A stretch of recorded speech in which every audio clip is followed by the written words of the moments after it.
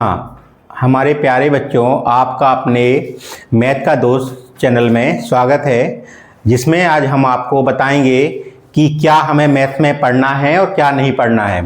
इसमें से हमने मैथ को दो भागों में डिवाइड किया है, जिसमें से एक भाग है आपका इजी चैप्टर का और दूसरा भाग जो रखा है हमने वो रखा है डिफिकल्ट चैप्टर का।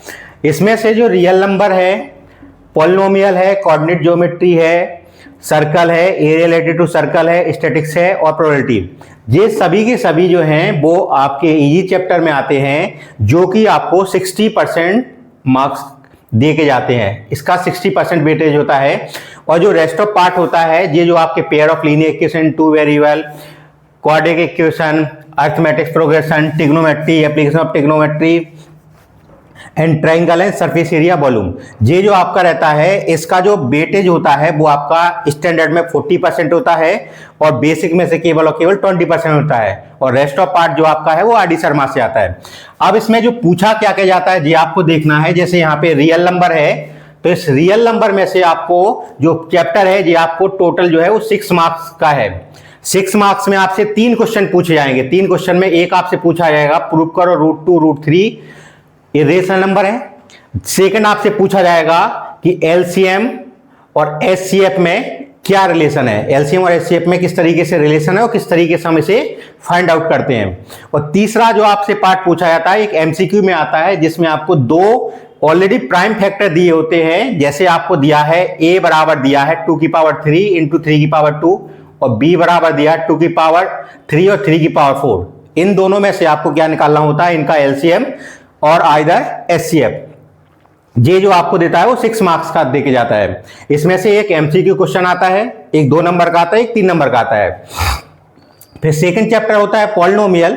जो पॉलिनोमियल है वो केवल और केवल आपका 3 to 4 मार्क्स का रहता है। 3 to 4 मार्क्स। 3 to 4 मार्क्स में जो चीजें होती हैं वो पहला आपसे पूछा जाता है कि सम ऑफ जीरो क्या है, सम ऑफ जीरो। और जैसे अगर आप देखेंगे पॉलिनोमियल, तो पॉलिनोमियल कितने का है, 3 to 4 मार्क्स का है, 3 to 4 मार्क्स का। अब इस पॉलिनोमियल में आपसे 2 क्वेश्चन आते हैं जनरली। एक तो आपसे पूछा था कि नंबर ऑफ जीरो कितने हैं इन आ ग्राफ पेपर, और सेकंड पार्ट पूछा जाता है आपसे सम ऑफ जीरो और product of zero, sum of zero and product of zero. और तीसरा आपके लिए होता है क्वाड्रेटिक पॉलिनोमियल और इसको क्रिएट करना है। इसमें सम ऑफ जीरो और प्रोडक्ट ऑफ जीरो गिवन रहेंगे। ये आपका कितने नंबर का था, 3 to 4 मार्क्स का रहता है। इसमें से जनरली 2 क्वेश्चन कंपलसरी हर साल आते हैं, हर पेपर में आते हैं। तीसरा जो पार्ट होता है वो होता है कोऑर्डिनेट ज्योमेट्री। जो कोऑर्डिनेट ज्योमेट्री होता है वो आपको इजीली 3 मार्क्स देके जाता है। इसमें से एक आपको जनरली एक तो आपके लिए फॉर्मूला आता है। फॉर्मूला कौन सा आता है, जो आपको डिस्टेंस का फॉर्मूला दिया होता है बेसिक, वो आपसे पूछा था एमसीक्यू में कि डिस्टेंस के फॉर्मूले किस तरीके से हमें कैलकुलेट करना है। दूसरा आपको कोऑर्डिनेट ज्योमेट्री में आपके लिए सेक्शन फॉर्मूले बेस पे क्वेश्चन आता है। जो भी कोई अननोन वेरिएबल रहता है, जैसे के निकालना है या उनका रेशियो निकालना है, ये दोनों के दोनों किसमें आते हैं, कोऑर्डिनेट ज्योमेट्री में आते हैं। ये आपको कितने मार्क्स का देता है, 3 मार्क्स का आता है। इसमें जनरली कितने क्वेश्चन आते हैं, 2 क्वेश्चन आते हैं, जिसमें से एक क्वेश्चन जो रहता है वो आपके लिए क्या रहता है, एमसीक्यू रहता है, और दूसरा क्वेश्चन आपके लिए 2 मार्क्स का रहता है। लेकिन अगर आप नेक्स्ट चैप्टर पे जाएंगे, ये सर्कल जो दिया है, ये सर्कल थोड़ा सा हैवी रहता है, तो सर्कल में से जहां तक जो क्वेश्चन रहता है वो आपका कई बार आपसे 5 नंबर में ही पूछ लिया जाता है डायरेक्ट। तो इसमें से क्या होता है, आपके length of arc, area of sector, area of segment, ये सारी चीजें आपसे सर्कल में पूछी जाती हैं। तीसरा पार्ट होता है एरिया रिलेटेड टू सर्कल। इसमें आपसे सर्कल का एरिया, रेशियो और आपस में रिलेटिव कोई भी क्वेश्चन से क्रिएट कर सकते हैं।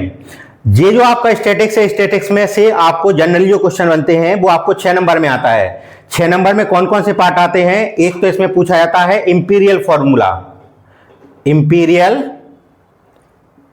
फॉर्मूला या रिलेशन। दूसरा आपसे पूछा था स्टैटिक्स में मीन निकालना, मोड निकालना या मीडियन निकालना। ये दो चीजें आपसे से कंपलसरी आती है, एक इसमें 5 नंबर का सवाल बनता है, एक इसमें 1 नंबर का बनता है, एमसीक्यू बनता है। जो आपका प्रोबेबिलिटी है, प्रोबेबिलिटी जो है आपका वो 4 नंबर में आता है। एक उससे एमसीक्यू क्वेश्चन में आएगा, एमसीक्यू आएगा, और एक आता 3 नंबर में, जिसमें आपको नंबर ऑफ बॉल दे सकती है, नंबर ऑफ कॉइन दे सकते हैं, नंबर ऑफ डाइस दे सकते हैं, उसकी प्रोबेबिलिटी बताना कि कितने उसमें से आ सकते हैं और नहीं आ सकते हैं। ये सारा का सारा जो सिस्टम है, ये आपके लिए ई चैप्टर में से पूछा जाता है। अब आते हैं यहाँ पे डिफिकल्ट चैप्टर के बारे में बात करते हैं। तो इसमें से pair of a linear equation in 2 variable. अभी तक इसमें से एक इजी चैप्टर आता था, जो इजी चैप्टर में कंसीडर किया जाता था, लेकिन अभी 2 या 3 साल से इसमें परसेंटेज बेस पे क्वेश्चन आने लगा। तो परसेंटेज बेस पे जो क्वेश्चन आता है वो जनरली 5 नंबर में आता है। तो 5 नंबर में जो आता है उसमें एक केवल आपसे इंटरेस्ट पूछ सकता है या फिर अमाउंट पूछ सकता है। इंटरेस्ट और अमाउंट में ये डिफरेंस होता है, अगर केवल आपसे इंटरेस्ट पूछा गया है तो केवल उसका परसेंटेज निकालेंगे, एसआई निकालेंगे, और अगर अमाउंट पूछा गया तो प्रिंसिपल प्लस एसआई दोनों निकालेंगे। ये मैक्सिमम स्टूडेंट्स को गलत करके आते हैं कि वो समझ नहीं पाते हैं कि इसमें इंटरेस्ट पूछा गया है, अमाउंट पूछा गया है। तो ये इस साल भी आया था और लास्ट ईयर भी आया था, तो मैक्सिमम बच्चे इसको गलत कराए थे। जो आपका क्वाड्रेटिक इक्वेशन है, क्वाड्रेटिक इक्वेशन जो रहता है ये आपके लिए 3 मार्क्स में आता है। तो इसमें एक क्वाड्रेटिक फार्मूला बनता है। क्वाड्रेटिक फार्मूला जो बनता है वो क्वाड्रेटिक फार्मूला में इस तरीके से पूछा जाता है कि x की वैल्यू जब आपको नंबर ऑफ जीरो ना निकल रहे हो, और दूसरा इसमें से कंपलसरी आता है 2 मार्क्स का, जिसमें आपको नेचर ऑफ रूट बताने होते हैं। नेचर ऑफ रूट का मतलब है इक्वल रूट है कि आपके इमेजिनरी रूट है कि आपके रियल रूट है। तीसरा चैप्टर होता है अरिथमेटिक प्रोग्रेशन। अरिथमेटिक प्रोग्रेशन की अभी तक जो वैल्यू थी वो केवल और केवल एक केस स्टडी में और एक 1 मार्क्स में क्वेश्चन था, मतलब 5 मार्क्स में था। लेकिन इस साल से इन्होंने अरिथमेटिक प्रोग्रेशन में एक क्वेश्चन नया क्रिएट किया है कि इसको 5 मार्क्स में दे लेगा, केस स्टडीज में से हटा दी गई है। तो एक ही क्वेश्चन आएगा अरिथमेटिक्स में वो भी 5 मार्क्स आएगा, और इसमें आपको थोड़ी सी प्रैक्टिस करनी पड़ेगी, क्योंकि an की वैल्यू कब लगाना है और asn कब लगाना है, दोनों बच्चों को काफी कंफ्यूजन होता है। तो अरिथमेटिक प्रोग्रेशन 5 मार्क्स में आता है। इसके बाद जो आपका ट्रायंगल है, ट्रायंगल में से हर साल हर बार एक होती है बीपीडी थ्योरम, एक बीपीडी थ्योरम आता है, और एक प्रूव करने के लिए आता है ट्रायंगल की उसकी करस्पॉन्डिंग साइड का रेशो इक्वल हो। ये हर बार हर साल में आ रहा है, ये भी आपके लिए 5 मार्क्स में आता है। उसके बाद जो ट्रिग्नोमेट्री है, ट्रिग्नोमेट्री में बेसिकली 2 पार्ट बांटे गए हैं, एक तो इंट्रोडक्शन ऑफ अ ट्रिग्नोमेट्री और दूसरा है application of a trigonometry. Introduction of a trigonometry में 2 क्वेश्चन आते हैं, एक आपसे एमसीक्यू पूछा जाता है और दूसरा जो पार्ट होता है वो आपसे कोई ना कोई प्रूव करने के लिए थ्योरम आती है या न्यूमेरिकल क्वेश्चन आता है, जो हो सकता है इट में भी एनसीईआरटी से आ जाए या फिर अदर बुक में से आ जाए। एप्लीकेशन ऑफ ट्रिग्नोमेट्री में से अभी तक जो था वो सिंगल एंगल में आता था, लेकिन रिसेंटली अब इसमें डबल एंगल में केस स्टडी इसमें कंपलसरी आती है। केस स्टडी जो है वो कंपलसरी आएगी, वो भी 4 मार्क्स में आएगी।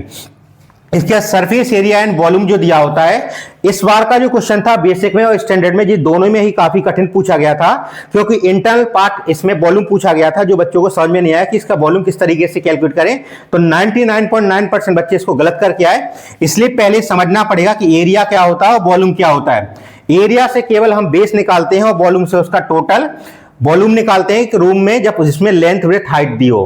ठीक है, आप सभी का ये अगर इसमें जिस चैप्टर जो आपको समझाए गए हैं, इजी चैप्टर और डिफिकल्ट चैप्टर है, अगर कोई भी डाउट हो तो आप इसको आप एक बार पढ़ें, समझे नहीं आया तो आप उसको पूछ सकते हैं।